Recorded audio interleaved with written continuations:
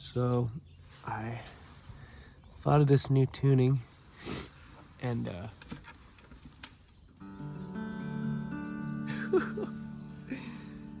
and it's an important one for just what's important to me in music and how I like to play music. Oh, it's a kind of open D. So we've got all our D notes, 3 octaves. That's plenty of D's to make plenty of D, like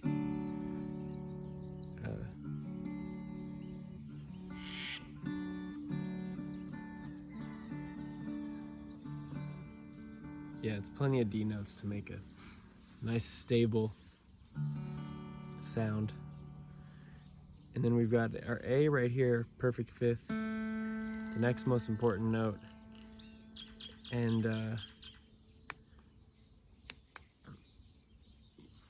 instead of having this also be an open A, because the perfect fifth is really important, I've tuned this string down to G, so we have access to that 4 chord, that low bass 4 notes. And the fifth is just, this second fret right here. So to do the open, and then F sharp is in the middle, there's our third. So to make a really stable, just D and A, it's not too much finger movement. And the open strings get to just ring freely, which I think is something really important. And I've come to a point in my relationship with guitar that as much as you can let these strings just ring open, the better. For at least most of the emotions that I'm hoping to express. And the ideas that I'm wanting to put across in an effective, powerful way. It's important for those strings to have just maximum overtones, and I put the third in there. I got feelings about the third that I won't get into now, but it's the least stable of the notes that we consider a major chord. Which is why I think that open tunings where you only have one string representing the third is vital, because it's easy to resolve or mess with it, or it's easy to keep track of. When there's not all these other strings that are being needed to that we need to keep track of, it makes it easier to make more beautiful chords, beautiful harmony, and move around pentatonically, which is something that is very important to me and how I think about music and how I was taught to think about music by teachers who I was very blessed to meet.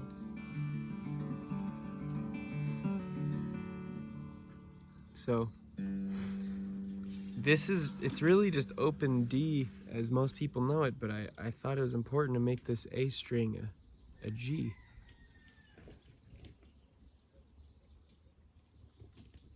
Wow, there goes some deer running through the forest. That was loud. I thought a tree was falling down. So anyways, you got this G here for easy access to that 4 chord where there can be a bass note that's low. I just think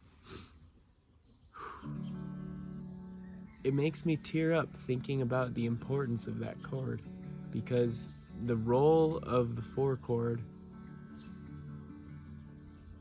in how the universe works is so important.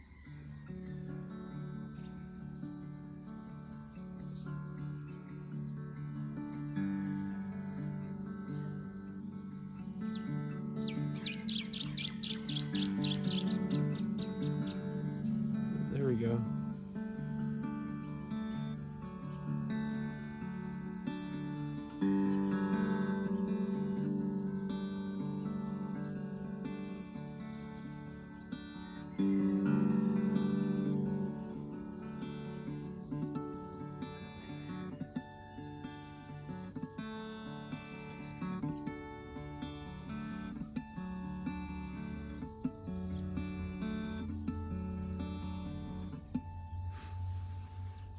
I feel like the 5 chord is I'll show you.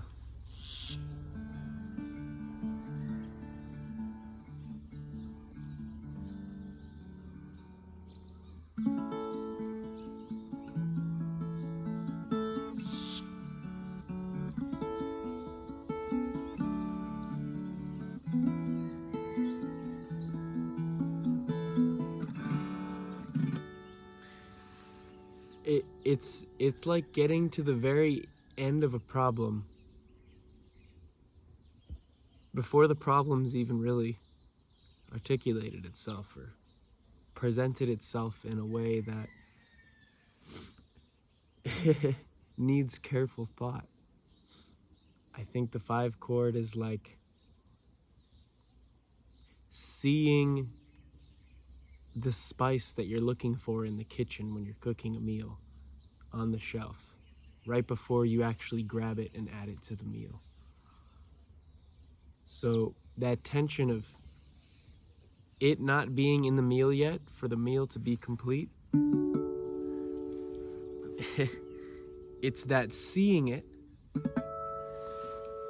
and it's not, the task isn't done yet, but the solution is clear and the answer's right in your sight. And I think that while that happens all the time with just little small things, I mean, how many times in the day do we encounter this? Just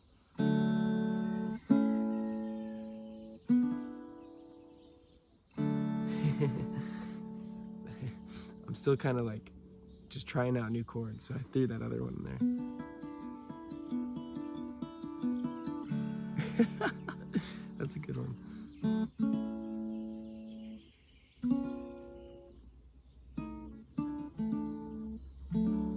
Ah, there it is.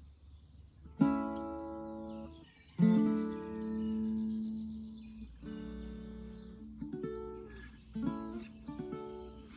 mean, the amount of times we just have this, we're here and then, oh, that's what I need.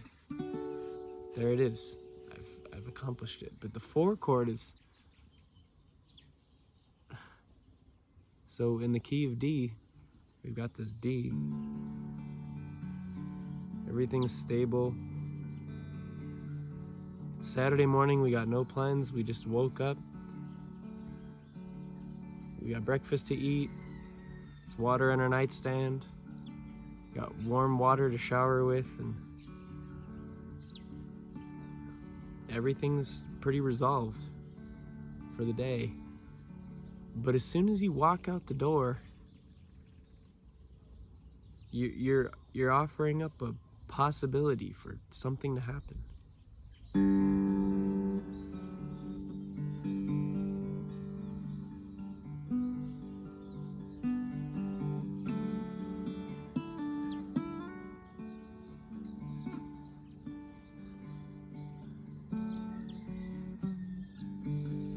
There it is.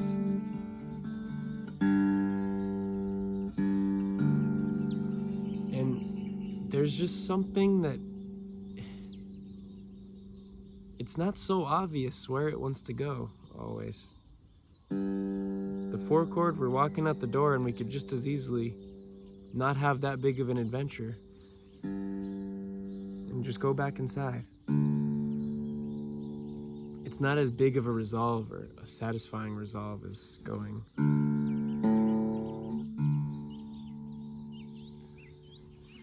So, anyways, that being said, I just think this is a really pretty tuning. That 4 is this, it's this dark tone, and it's not a part of the pentatonic notes that when you're learning an instrument, one of the first things you ought to learn, not everyone learns this first, but if you get lessons, you're gonna learn where all your pentatonic notes are. And full circle at the end of, a big cycle of me learning about music the last how many years, is that I'm still just fascinated by the pentatonic notes, and it all comes back to the pentatonic notes. And every complicated idea that you learn about stems and has to start with the pentatonic notes and those relationships of those pentatonic notes. Even when I was learning about what jazz was, which was such a mission of my college, was answering the question, what the hell's jazz? That everyone's talking about, and I never got exposed to, and I felt like I was the only musician there who didn't get exposed to it at a young age. I mean, it all boiled down to really, for me, it all boiled down to really understanding what it means to go on an adventure musically.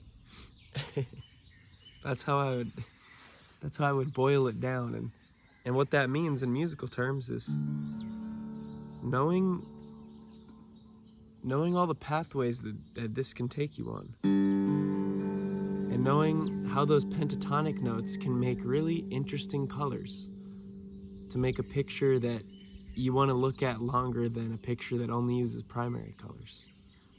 Because that's what the 1, 4, and 5 chord, is they're the primary colors,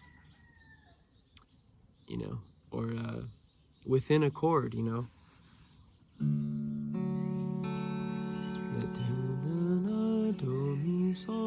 that triad that is Western harmony, like those are just primary colors.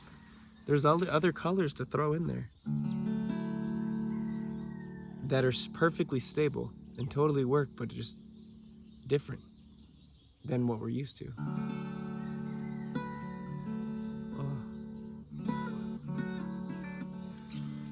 And I feel like all the pentatonic notes that aren't part of the triad chord they're like the secondary colors that you get from mixing the primary colors. And how those colors, now you have a few more colors to work with, and how those relate to each other. And the reason you might, want to put certain chords or certain colors next to other colors, that just has to do with how those pentatonic notes relate to each other. How the pentatonic notes of D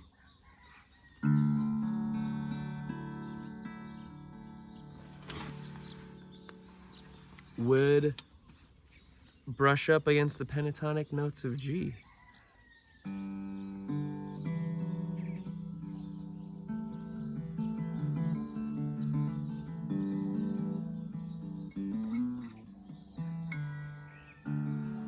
Because there's a couple stragglers that don't fit into both, but then there's these common colors that can be mediators of those sounds and those harmonies, and it creates interesting feelings in our bodies when we're just listening to it.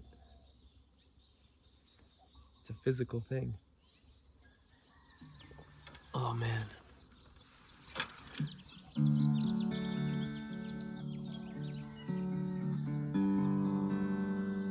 Ask any devoted songwriter how important the 4 chord is. Like, I'd love to just talk to people about that.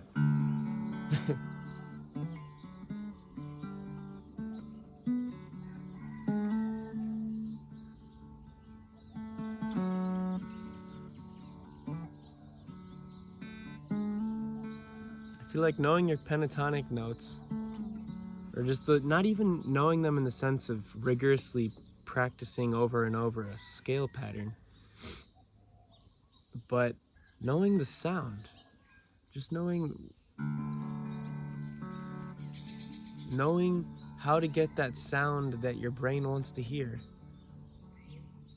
Or, if you know that shape of where some of those notes are, try it out and get used to that sound, and then you have that in your palette, so when you're mixing colors and putting it on the canvas, if a certain color isn't exactly how you want it, you know what color you can add to make that color on the canvas right. And that's all of it right there. That's it. Anyways, when I'm really in my zone, out here in nature, thinking about these things, sensitive, like I can feel it in my head, I can feel it in my chest, I feel it in all those centers of my body that, some people call them chakras, or It's like your organs or your energy centers, like whatever you want to call it. There's these points in my body I just feel light up, and it makes my imagination do interesting things, and my brain relaxes so that my imagination can do interesting things, and images are sprung up. Because I feel like the point of music is to, evoke things that we've experienced in passing in here and in here. Which is why if you're not really listening, people might not want to listen to you.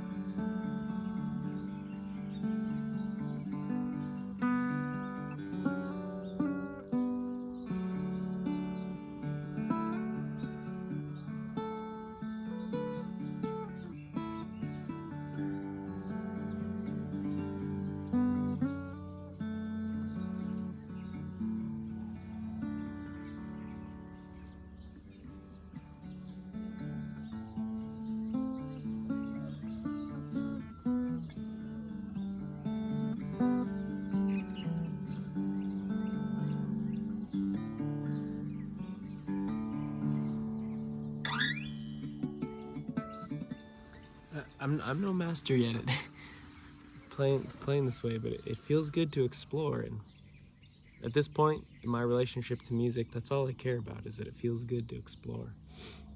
And if I feel it and I'm interested in it and it's something to learn, that I enjoy learning, that it's a way to simplify my thoughts, sign me up. Fucking sign me up.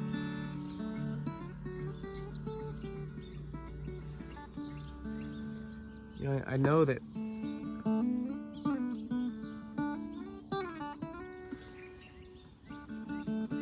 these strings are fair game to explore really simple melodic territories. I know my pentatonic notes, aren't too hard to find if I just know this is my sol, this is my do, do. Well, I guess it's inverted. Sol, do, not do, sol. Anyways, thanks for bearing with my thought processes, and maybe this will be valuable to someone someday. I know it'll be valuable to myself to look back on later, because I'm trying to make points to document these moments of revelation, or just these moments of learning new things. And since my hands only have such a capacity these days to be used, if I can make a video, it saves writing stuff down, for when I really need to write stuff down. The more I can save my hands, the more I can play guitar. Something also I'm gonna note, my last thought on this 4-chord, is that, if I skip over that string, helps some of finger picking, or if you're good with a pick, works too, is that when I do go to change chords, and I leave the rest of the strings open, and I hit this set, the second closest string to me, which is now a G. Oh, that's a beautiful chord, because it's going from, it's got this perfect fifth right here, which is really stable. And if you have a perfect fifth, like on a piano, if your left hand has got a perfect fifth, The third's gonna make it muddy. That's what I don't want to say issues with the third. I used to have issues with the major third and that sound for some reason, but I don't know, I was learning about the overtones and how harmony works. But when you go ahead and play that perfect fifth, it's really stable, and that allows you to do more interesting things up here with your right hand. So think of this as your left hand on piano, and this is all your right hand, except it's really like your thumb and your top fingers. The more I think of it like a piano, the simpler it gets. So we got this chord right here, and when I move to this bass note, to this G, I got the G and the D, but then I got F sharp, that major 7, and then I got A, that major 9, and the 9, it makes the 7 a little more tolerable. It's got empathy for the 7. When I hear it and I visualize, and I just know, because I've gotten to know these notes over time, and so I got a lot of empathy for them. And when I think about the relationship of, and it's funny because I'm calling them these numbers. It's funny to have empathy for numbers, but I know it's deeper than the numbers. You know, just because you know somebody's name doesn't mean you know them. But if you know them, you might start crying a little bit when you think of them sometimes, if you love them enough and you know what they've been through. You know their struggles, and you know what they're made of, how they work. That's what love is. So when I think about this 9 and this major 7 over these stable bass notes, there's this empathy I can, it's not just an idea, it's there. I can hear it and I can feel it. I can almost see it. Well, I can see it because when I feel it, it immediately evokes empathies that I have in my relationships with people and things around me, you know, outside of the music. There's empathy that we all have empathy for something. And so we know that feeling, or I know that feeling, you know, I can only speak for myself, I guess, but I recognize it. That's the word I'm looking for. I recognize this empathy that if you just had these notes, there's a wistfulness to it, and there's this starting to get real, like you're acknowledging something that's a little hard to talk about, that people love major 7 chords. But sometimes people forget about major 9 chords. And to say major 9, you know, it's just a word that we all have come up with to talk about something that's hard to talk about. But when you really get to know it, this note's really important for holding the space of this tension. And that's because it's the perfect fifth of the perfect fifth. And if a perfect fifth is the most stable interval that's not just something duplicating itself like an octave, you know, this is the most stable interval. An octave, they're the same note, but the next most stable interval is your best friend in the whole world. You share DNA at that point. You get each other. That perfect fifth is so important.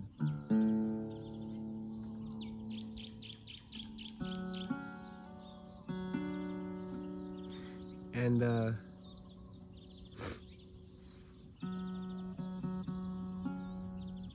there it is. Everyone's got a perfect fifth. So the perfect fifth of G is D, and the perfect fifth of D is A. And so that's a really stable chord. And if you put right in the middle of it this unstable note, that unstable note it's held in a way. And I can't help but just have empathy for this chord. That's just what I feel when I play it. And if I throw that note on top, that's when it starts to speak. This E here. Because E is this mediate, like A, it's a mediator between the 4 and 5 chord. In the pentatonic notes, or in the major scale, or music terms, you might call E Re, Do, Re,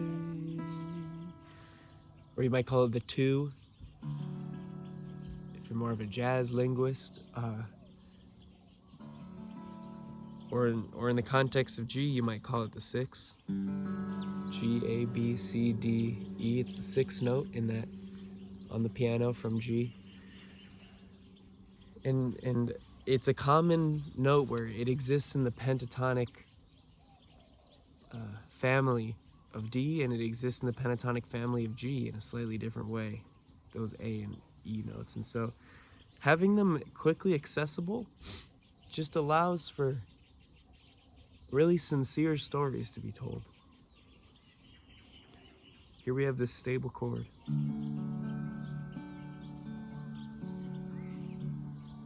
We're waking up on Saturday morning with nothing to do. Might start to have some ideas. Start to feel what our needs are. And then we actually make the act of getting out of bed. And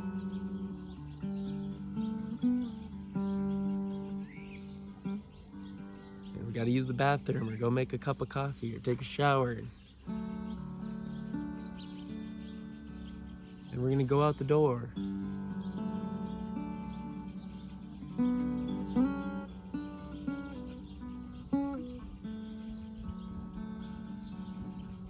It feels good to be outside.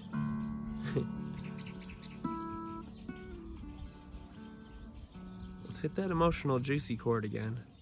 And I don't even have to fret anything, and I can just bring out this beautiful chord, and it's so simple.